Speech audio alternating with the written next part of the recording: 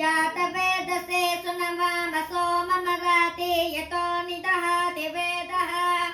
स नः परुषदति दुर्गाणि विश्वा नावेव सिन्धुं दुरितात्यग्निः तामग्निवर्णां तपसा ज्वलन्तीं वैरोचनीं कर्मफलेषु दुष्टां दुर्गां देवीं शरणमहं प्रपद्ये सुतरसि तरसे नमः अग्ने त्वं पारयानं यो अस्मान् स्वस्तिभिरति दुर्गाणि विश्वा पोश्च पृथ्वी बहुलान उर्वी भवतो कायतनयाय शय्योः विश्वानि नो दुर्गः जातवेदस्सिन्धुन्नभावा तीर्थात्यपृषि अग्ने अत्रिवन्मनसा गृणानो अस्माकं बोध्यपिता तनूनाम् ऋतनाजितगुं सहमानमुग्रमग्निगुं हुवेम परमाच्छदस्ता आदत् स नः परुषदति दुर्गाणि विश्वा चावद्देवो अधिदुरितात्यग्निः प्रत्नोषिकमीढ्य अत्वरेषु तनाच्च होत नव्यश्च सत्सि स्वाञ्च आग्ने तनुवं विप्रयस्वास्मभ्यं च सौपगमायजस्व कोभिर्जुष्टमयुजो निषिक्तं तवेन्द्रविष्णो रनुसञ्चरेम नाकस्य पृष्ठमपि सम्पसानो वैष्णवीं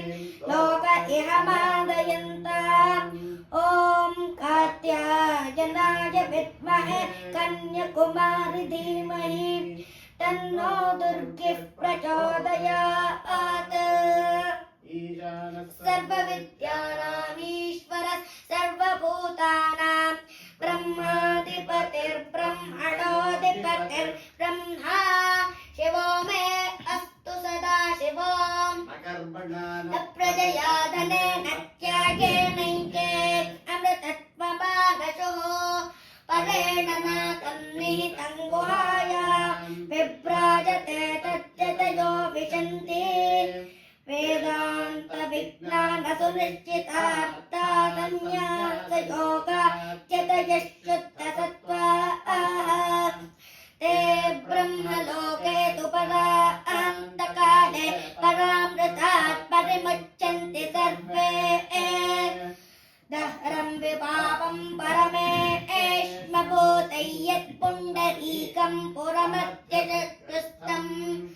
तत्राभिदहरं गगनं विशाखस्तस्मिन्यदन्त तदुपासितव्यं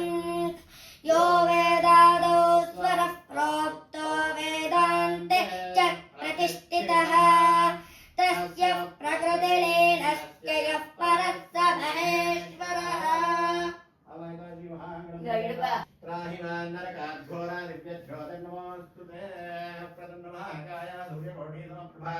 निर्विघ्नं कुरु मे देवा सर्वकार्येषु सर्वदा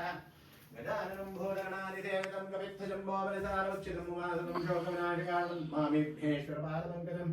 नमामि विघ्नेश्वरपादपङ्कजम् अवायदाश्री महागणपतिदेवताभ्यो नमः